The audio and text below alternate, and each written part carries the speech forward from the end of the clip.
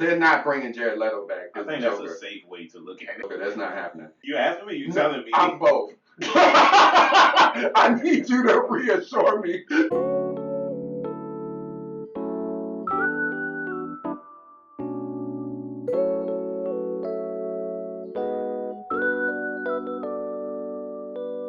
What's going on, y'all? Welcome back. What's up? What's up? What's Another up? episode of Cinecism. I'm Eric. It's your boy Dante, man, and today we're gonna be doing a review for you on Birds of Prey. This is spoiler-free review. So Spoiler free. If you haven't seen the movie, it's fine. We're not gonna spoil it. You'll be okay this time. Right. This time. This movie takes place after Suicide Squad. It pretty much follows Harley Quinn's life after her and the Joker part ways. Right. It's like a breakup romantic comedy action horror. It's titled Birds of Prey, but it's more about Harley Quinn than anybody else. That's why her name is the biggest. Yeah, who's played by Margot Robbie. Right. And there you have other characters like Huntress. I forget who plays Black Canary. Yeah, Black Canary's in there. And the main villain is Black Mask, by the way, played by Ewan McGregor. Ewan McGregor. Which, yeah, he was a fool.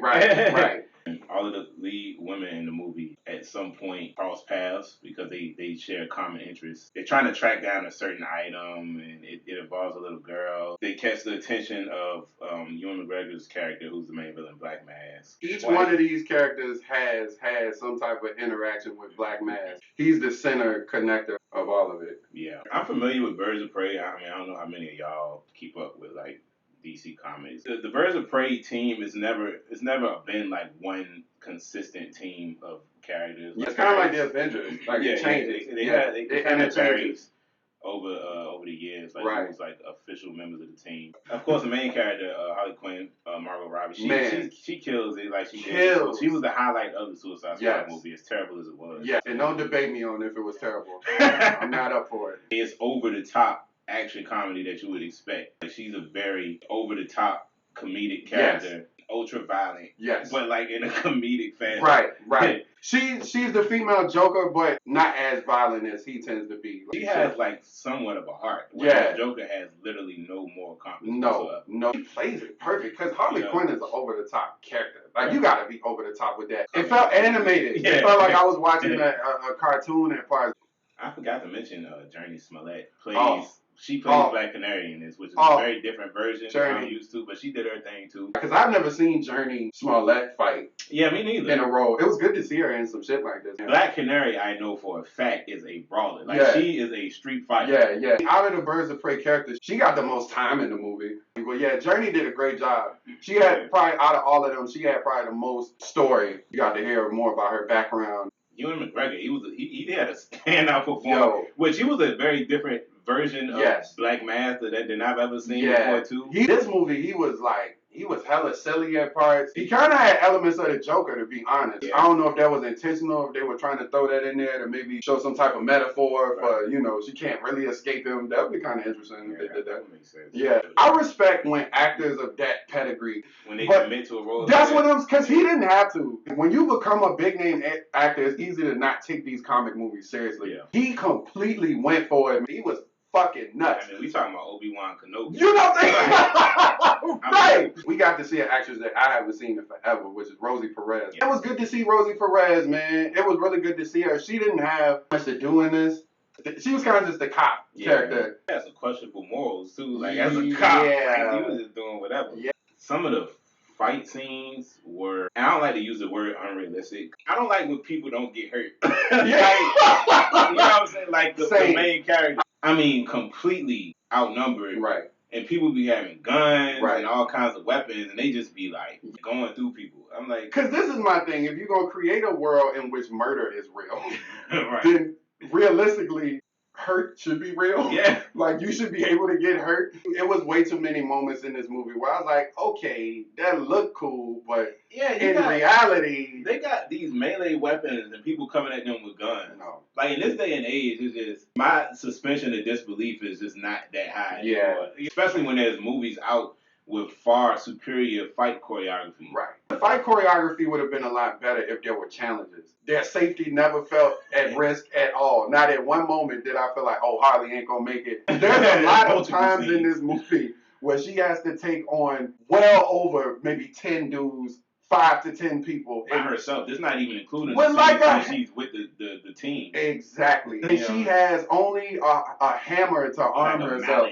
And I'm like, fam, no. Yeah. They were in some really cool sets for the fights. The climax. Yes. The movie, that fight sequence was pretty dope. I thought they did that well. My favorite in the movie. They did that well. It felt more challenging. Yeah. Doing that fight sequence than any other part of the movie. Correct. Yo, one thing I took away from this movie that I thought was pretty funny, having a homeboy that can be reasonable and give you some good sound advice is so important. There's a moment in this movie, yo, where they had a homie moment. There was a part where Black Man's character, he thinks that somebody is kind of making fun of him. He turns to his homeboy for like most of us would, for some reassurance, like talk me off the ledge, tell me if I'm crazy. He's like, yo man, you think she laughing at me? He was like, yeah, like she is, bro. I appreciate you, bro. I do. It was fucking nuts. And then what led after that, hey, it led to a very unfortunate scene of events. Yeah, we'll just say that much. Instances. It's rated R for a reason. I wouldn't take your kids to this one. Oh yeah, hell no. Please don't. It's a lot of profanity in here, but the violence. It's pretty violent. Yeah. Limbs broken and pieces of their body severed. Yeah, it was just cartoon. It was like whatever. Yeah, it was cartoon violence. Yeah, maybe you can take your kids to this. Hey, don't listen to this man. We just want to touch on the future of, I guess, the DC cinematic universe. I think this is going to probably be what they wanted Suicide Squad to be. I think this is their opportunity to kind of do what they wanted to do with that. Yeah, I feel like they just use this movie as a vehicle to introduce the lesser known characters. They can go a lot of different ways with it. They probably can introduce more of like the crime or the criminals or the Gotham underworld. Right. But yeah, man, I'm interested to see what direction they're going to take. Yeah, I would like to know where it goes from here. Also, stick around. Well, you could. If you just one of those type of people that have to see every mid credits and end credit scene, right? Of course, yeah, there is a after credit scene. Yeah. It doesn't really, it's left pretty vague. Like it doesn't really hint at anything directly. No. Yeah. It's up to you. Yeah. A lot of the stuff they did just works. That's why this movie was so enjoyable. It kind of knew what it was. It wasn't trying to be Batman. It wasn't too serious. Yeah. What made this movie enjoyable for me personally, it wasn't too on the nose with the whole female empowerment thing. Oh, yeah. Sometimes it's just done in poor taste. I'm a big fan of all female, like, fighting squads. Organic. That's how Wonder Woman works. Wonder Woman, too. The Amazonians and everything. They made it organic. Because that's how it should be. Like, of course, we want to see different races, different genders portray characters because that's the way the world is. And in the world, it's not like, hey, I'm a black man, I'm a black man, I'm a black man. It's like, yo, I'm Dante and I'm living my life. So I like when movies do that. This is these women, and yeah, it's powerful women out here. All right, man. So on a scale from 1 to 10, how do you feel about Birds of Prey? Me personally, man, I enjoyed it. I thought it was a good time. I really enjoyed the characters. It was pretty funny. The action. I had my gripes about it. Overall, it was pretty solid. I'm going to give it a 7. This movie, to me, gave me exactly what I was looking for. A fun, stylized action movie. I knew Margot Robbie was going to kill it. Funnier than I probably thought it was going to be. I would give it probably about a 7 as well. All right, everybody. That was our spoiler-free review of Birds of Prey. Yes, sir. Hope y'all enjoyed it. We really hope so. Yeah, it was a pretty fun movie. Thanks for tuning in. Don't forget to like, share, and subscribe. Comment below as well. As usual, please come back to join us for our next review. Come back and check out your boys, man. Peace. Peace.